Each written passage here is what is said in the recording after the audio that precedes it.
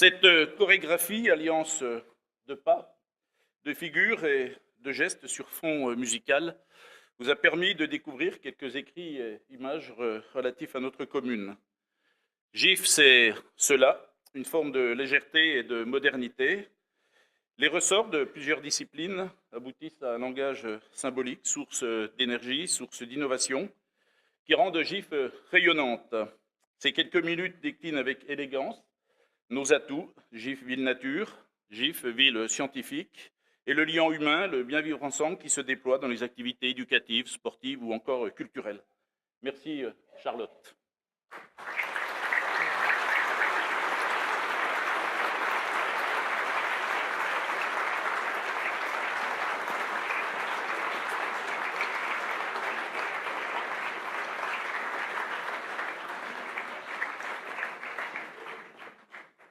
J'invite les élus à me rejoindre, les élus giffois,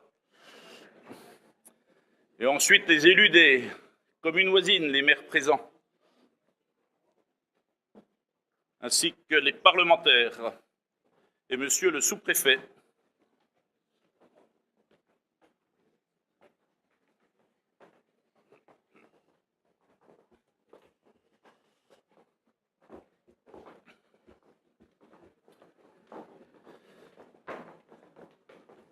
J'en vois certains qui disent qu'il y a beaucoup d'élus dans notre pays.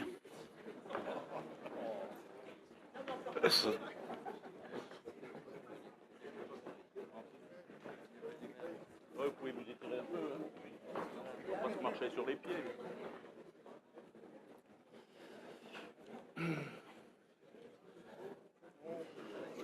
Bien. Monsieur le sous-préfet, madame la sénatrice Laure Darcos, chère Laure, mesdames, messieurs les maires des communes voisines, alors je ne les vois pas tous, donc je vais me déplacer. Comme ça, vous verrez qui j'ai le plaisir de travailler. Dominique Bavoil, maire de Saint-Rémy-les-Cheveux, Francis Hugo, merci, Jean-François Guillet, notre voisin de Suivet, une autre voisine, Françoise Maretta, maire des Ulisses, Lucie Tocachois-Picet, maire de Gomez, Le Châtel. Ensuite, les communes voisines. Voilà. Ensuite, ce sont les élus giffois. Donc vous les connaissez, j'espère, sinon il y aura une grosse lacune à combler. Voilà. Mesdames, Messieurs, nos partenaires institutionnels, économiques et académiques, Mesdames, Messieurs les présidents d'associations, chers amis giffois. Alors je suis très heureux ce soir, à l'occasion de cette cérémonie des vœux, de vous accueillir.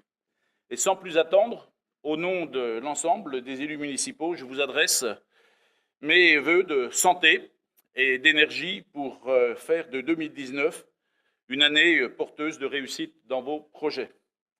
Je souhaite également que notre ville contribue à vous apporter, par sa qualité de vie et son environnement, tout le bonheur auquel vous pouvez aspirer en ayant choisi d'y vivre.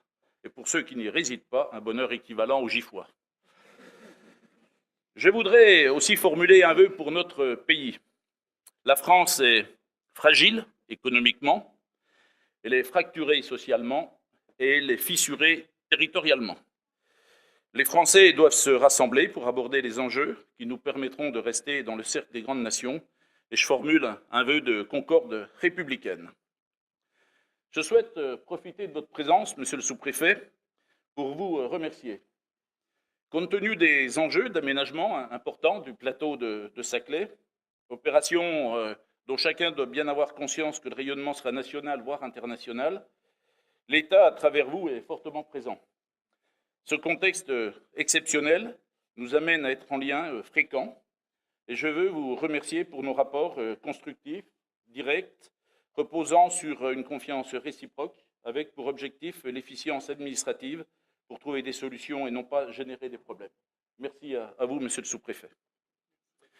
Je profite de ce moment pour remercier également des collègues impliqués dans des syndicats intercommunaux, et en particulier le SIOM et le SIAVI. Le SIOM, donc, est présidé par mon collègue maire de Bure, Jean-François Vigier. Le SIOM subit actuellement un conflit social qui perturbe le service de la collecte. Je sais que Jean-François Vigier est fortement impliqué avec le soutien des maires des communes concernées pour trouver une solution.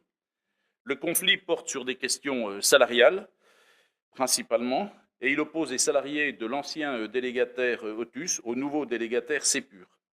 Je souhaite que ce conflit se règle dans les prochains jours dans le respect des personnes et du droit en vigueur. L'appui du médiateur de la direction du travail facilitera, je l'espère, Jean-François, la recherche d'un accord. Le CIAVI, présidé par notre collègue Michel Barret, intervient de façon significative sur les cours d'eau du territoire, et en particulier pour ce qui nous concerne, l'Yvette et la Mérantaise, pour réduire le risque inondation et pour améliorer la qualité de l'eau. Les travaux en cours sur le bassin de Février, entre Bure et Gif, visent à augmenter la capacité de rétention de ce bassin. Merci Michel pour ton implication, pour rechercher et mettre en œuvre toutes les solutions permettant de limiter le risque d'inondation sur les communes de la vallée, à défaut de le supprimer intégralement. Je suis tenté de parler de notre communauté d'agglomération, mais le propos serait trop long. Alors retenez, je le dis en présence de certains collègues maires avec lesquels j'ai le plaisir de travailler, donc retenez que le travail collectif avec les 27 villes permet de mettre en œuvre notre projet de territoire, d'apporter un soutien financier conséquent aux communes pour des opérations variées. C'est jamais suffisant, je le dis avant qu'ils le disent, mais c'est la réalité, n'est-ce pas? Et d'avancer significativement au plan du développement économique. Alors j'aurai l'occasion d'évoquer dans les prochains jours nos enjeux intercommunaux, et vous aurez toute l'information plus détaillée en temps utile. Alors si vous le voulez bien, je vais parler essentiellement de GIF. Cette cérémonie nous permet de prendre un peu de recul, de regarder l'année passée, mais aussi, surtout, de poser quelques jalons pour l'année qui débute. Alors sur l'année 2018, je veux simplement rappeler quelques faits marquants, quelques-unes de nos actions et réalisations. Au plan culturel, 3 projets exceptionnels ont été menés. L'organisation, avec le département d'Essonne que je remercie, de l'exposition Fujita au Val-Fleury. Fujita, on n'a pas forcément conscience de ce qu'il représente, mais c'est le Picasso japonais, si je voulais résumer. La cérémonie mémorielle, liée au centenaire de l'armistice de 1918. Et grâce à la communauté d'agglomération, l'ouverture à Orsay du conservatoire à rayonnement départemental, qui accueille de nombreux Giffois dans les 3 disciplines enseignées, la musique, la danse et le théâtre. Au plan d'éducation et de la jeunesse, après une réforme pour le moins hasardeuse, nous sommes revenus à l'issue d'une phase de concertation avec la communauté éducative à la semaine scolaire de 4 jours. Nous avons achevé le renouvellement complet des outils numériques à disposition donc des écoles et des classes. Et nous avons, grâce au département, achevé l'extension-rénovation du collège des Goussons. Au plan de la prévention, nous avons complété notre dispositif de vidéoprotection, poursuivi les démarches de sensibilisation contre les conduites addictives auprès des jeunes, adapté le dispositif Prévagif à une tranche d'âge plus jeune, et je me réjouis de la mise en place du groupe contact de la gendarmerie nationale qui renforce sa proximité avec les habitants, les rassure et dissuade les délinquants. Au plan du développement durable, nous avons lancé les audits énergétiques des groupes scolaires et nous avons achevé les travaux d'isolation thermique et de ventilation de l'école de Courcelles. Nous avons mis en place un contrat d'exploitation des installations de chauffage avec un intéressement aux économies d'énergie. Au plan du très haut débit, dossier qui a démarré il y a quelques années, nous avons achevé la couverture en fibre optique de l'intégralité du territoire communal. Au plan de la santé, sujet difficile qui ne touche pas que notre ville mais l'ensemble de notre pays, nous avons pu ouvrir des locaux communaux pour accueillir à terme 4 médecins. 2 sont installés, le 3e arrive au printemps et nous recherchons un 4e médecin. Au plan sportif, nous avons réalisé à Chevry la piste de roller et le city-stade. Et je pourrais encore citer les nombreux travaux d'entretien sur notre patrimoine, les écoles, les gymnases, les locaux associatifs, ou encore la réfection des voiries dans la plupart des quartiers. Mais tout cela, c'était hier, mais il est important de le rappeler parce que, par définition, vous en bénéficiez aujourd'hui. Et ce qui importe maintenant, c'est 2019. Alors l'année sera particulièrement dense pour les élus municipaux, ils le savent, mais je le répète, et sans chercher à être exhaustif, Quelques priorités méritent d'être développées et je souhaite partager avec vous les marqueurs de l'année et j'en retiendrai 6. Les mobilités, le développement durable, le bien vivre ensemble, le moulon, les projets d'investissement, c'est-à-dire les travaux, et les finances communales. Alors sur les mobilités, tout d'abord, le sujet est important dans la vie quotidienne, puisqu'il faut pouvoir se déplacer quant à faire aisément, ce qui n'est pas toujours le cas en région parisienne, c'est le moins qu'on puisse dire. Les 5 projets différents, mais complémentaires, seront déployés sur les prochains mois. Ils visent à faciliter les déplacements sur le territoire communal, en renforçant l'existant et en créant de nouveaux services. Alors tout d'abord, l'offre de bus. En lien avec Île-de-France Mobilité et la communauté d'agglomération, à travers son président, donc Francisque Vigourou, le maire d'Igny, vice-président en charge des transports à l'agglomération, nous souhaitons un renforcement de l'offre sur la ligne 18, visant à relier le plateau de Chevry et la vallée au Moulon. Et tout cela devrait se mettre en place si tout se passe bien à l'été. Cela aura 3 effets essentiels en termes de services. Augmenter la fréquence des bus entre Chevry et la vallée, assurer une desserte de certains quartiers de la vallée, le centre, Écoudray, l'Abbaye, la Mérantaise et Fonfanette, et desservir bien évidemment le quartier de Moulon, et cela sans rupture de charge, c'est-à-dire sans que les passagers soient amenés à changer de bus à la gare RER. La mise en œuvre est prévue pour l'été. Le coût de ce renforcement est de l'ordre de 1,2 million d'euros par an. Ensuite, la création d'une navette interquartier. La ville, avec le soutien de la communauté d'agglomération, a décidé de créer une navette de minibus ayant 4 caractéristiques. Un fonctionnement chaque semaine, le mercredi, la connexion avec des quartiers excentrés, la Quinière ou Batonne par exemple, qui ne sont pas desservis par des transports en commun, la gratuité pour l'utilisateur et un accès facilité aux pôles de commerce et de services. La mise en place interviendra en mars et le coût s'élève à 110 000 euros, dont 20% pris en charge par la communauté d'agglomération. Puis, le lancement de réseau POUS. Il s'agit d'un dispositif assez simple, d'autostop, organisé et structuré avec des conducteurs et autostoppeurs identifiés par une application, version Blablacar de l'autostop, si j'ose dire. La ville adhère à une plateforme, Réseau Pouce. Les usagers adhèrent ensuite à titre gratuit. Il s'agit d'une offre supplémentaire, pratique, simple et locale. Elle sera lancée au second trimestre de cette année et répondra en particulier aux besoins des jeunes. C'est ensuite l'ouverture de la liaison piétonne cyclable entre la vallée et le Moulon. Cette liaison, dont les travaux se dérouleront au printemps, pour une ouverture en septembre, reliera la vallée au Moulon, de la rue Neuve à la ferme de Moulon. Elle sera totalement sécurisée et passera pour moitié de son parcours dans le parc du CNRS. J'en profite pour remercier Monsieur le sous-préfet et les services de l'État qui ont facilité la recherche de solutions pour aboutir à cette solution qui consiste à passer dans le parc du CNRS. Et enfin, dernière action en termes de mobilité, ce sont les études en cours pour le déploiement de vélos électriques. Il y a 2 démarches initiées. L'une en cours consiste à tester la pertinence de ce service à l'échelle de la communauté d'agglomération avec une société qui s'appelle Zouv. Et la seconde prévoit d'ouvrir un dispositif de mise à disposition de vélos au dernier trimestre de l'année dans le cadre d'un partenariat assez large entre la région Île-de-France, l'agglomération, l'établissement public d'aménagement et l'université.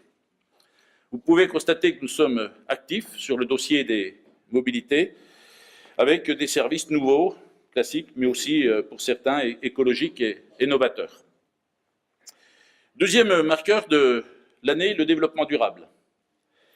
Alors, les enjeux de développement durable, de la transition énergétique et du changement climatique sont de plus en plus prégnants. Pour notre planète Terre, chacun peut avoir sa petite part d'action, mais sommes-nous véritablement prêts à modifier notre manière de vivre et sommes-nous prêts à supprimer un certain nombre d'activités superflues? Sur ces sujets, je peux paraphraser John Kennedy. Il ne faut pas se demander ce que l'État peut faire pour la planète, mais ce que vous pouvez faire pour elle. La municipalité est particulièrement active sur ces sujets. Le spectre des interventions est très large, très opérationnel, et l'enjeu mérite quelques illustrations.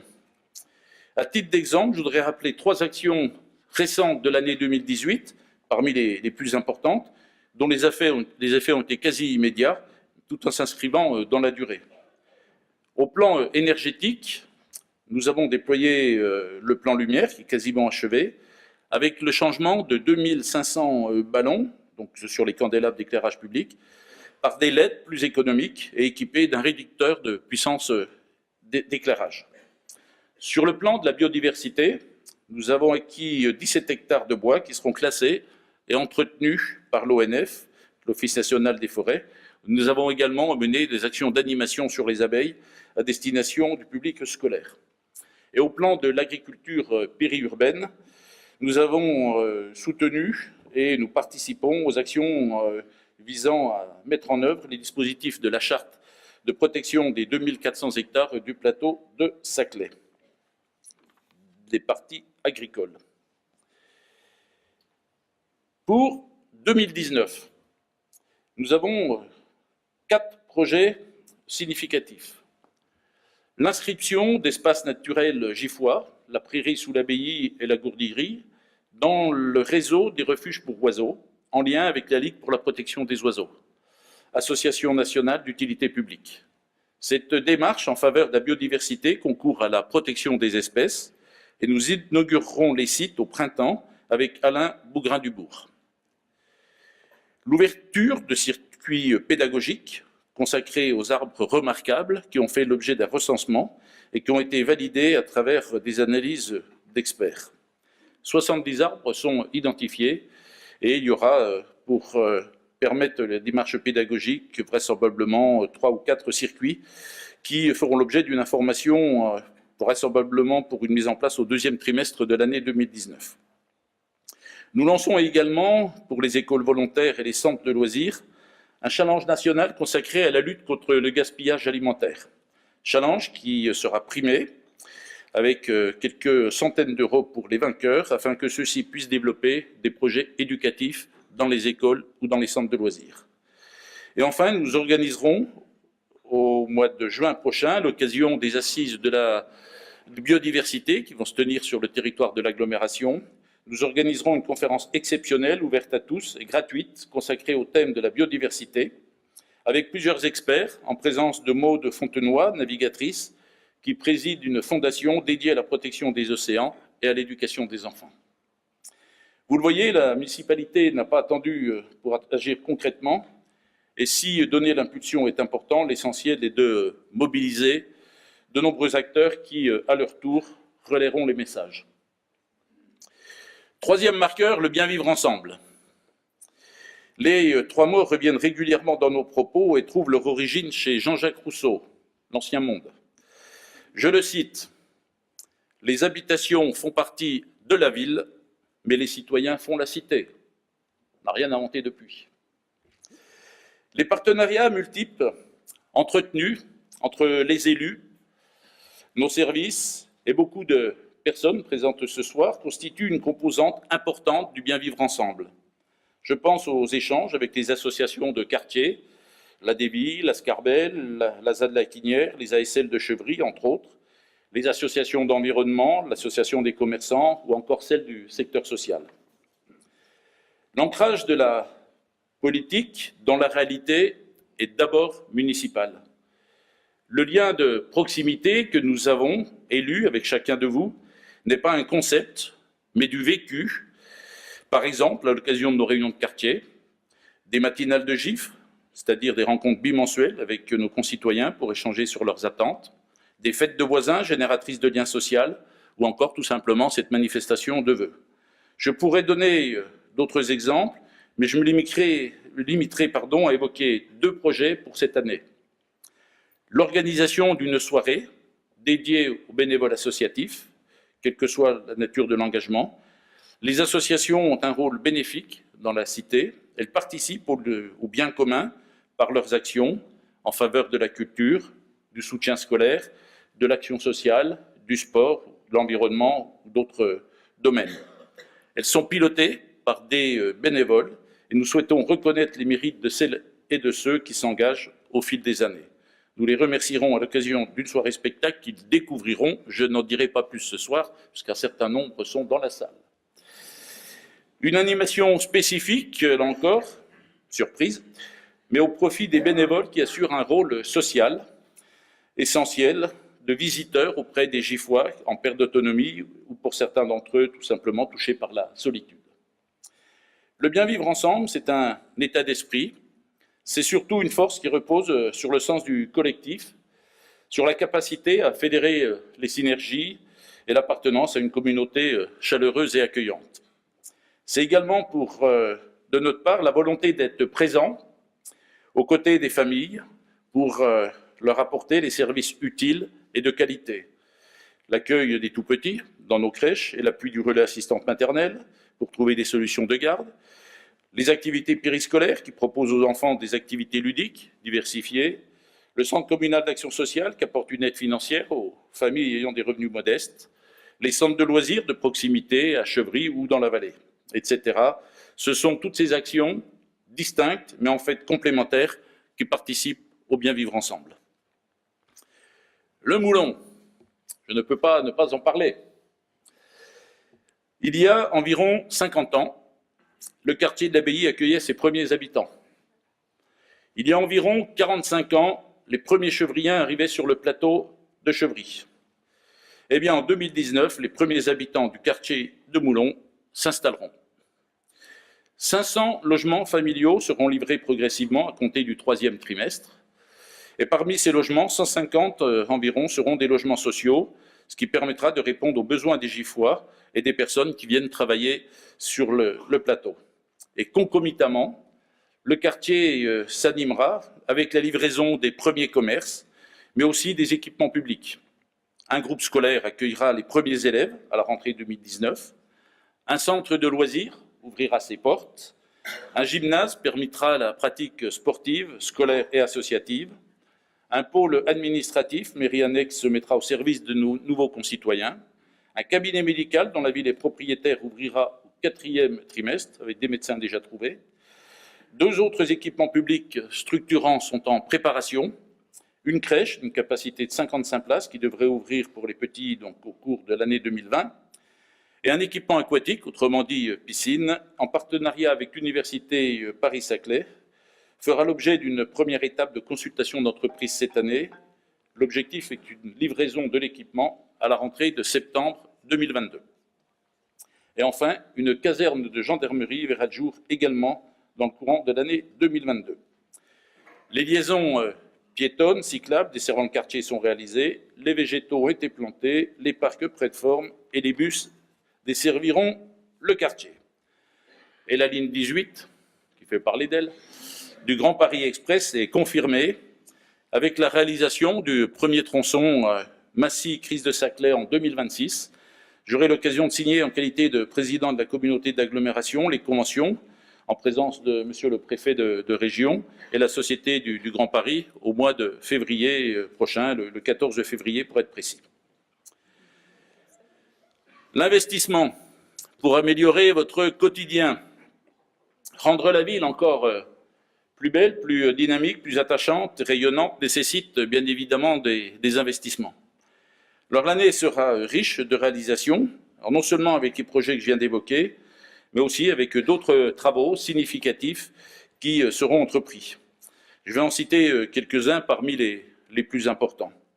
Nous aurons la seconde et dernière tranche de rénovation de la salle de la terrasse, de cette salle, donc avec la restructuration de l'enveloppe extérieure du bâtiment, avec une réouverture qui sera prévue à l'automne 2019, avec un spectacle animé par Anne Roumanoff. Nous aurons la réfection du terrain sportif de la Plaine, à Chevry, avec l'installation d'un module de sport de plein air.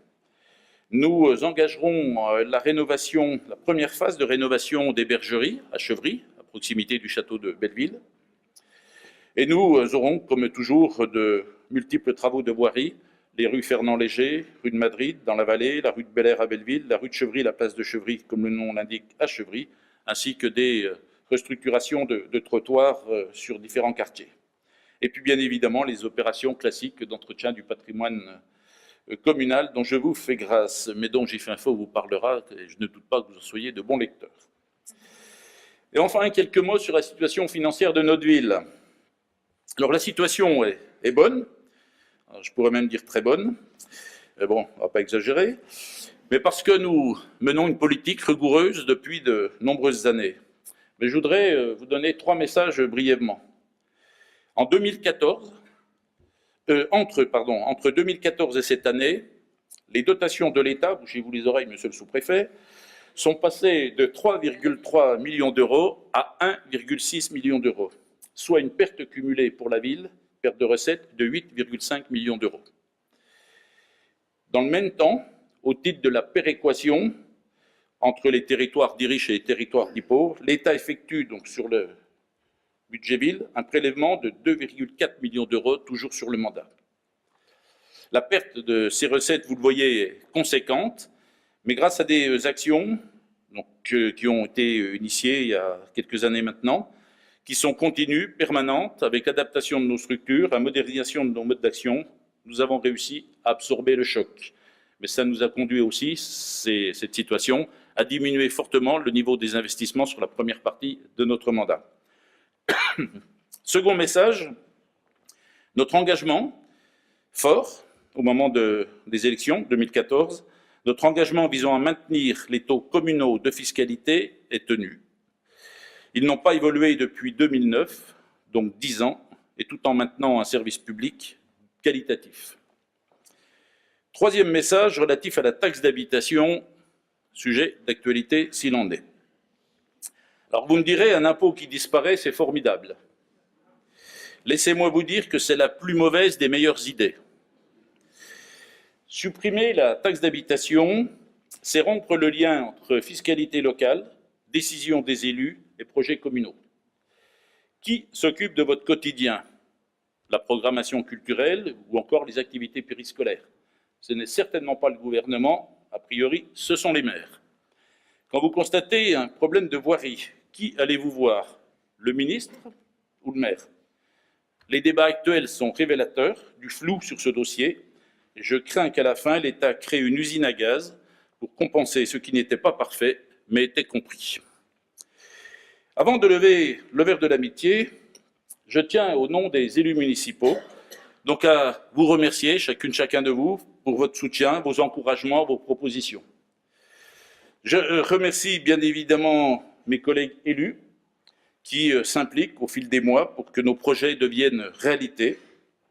Je remercie très chaleureusement l'ensemble des fonctionnaires municipaux pour leur implication et leur sens du service public. Et je tiens également à remercier les membres du Conseil des jeunes, un certain nombre sont dans la salle, pour leur contribution à différentes actions. Et pour terminer, je citerai une formule de l'ancien Premier ministre, Jean-Pierre Raffarin.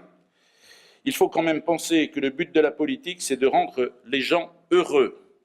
C'est ce à quoi nous essayons chaque année d'agir, et je vous souhaite tout simplement d'être heureux à GIF, et encore bonne année à chacune et chacun d'entre vous.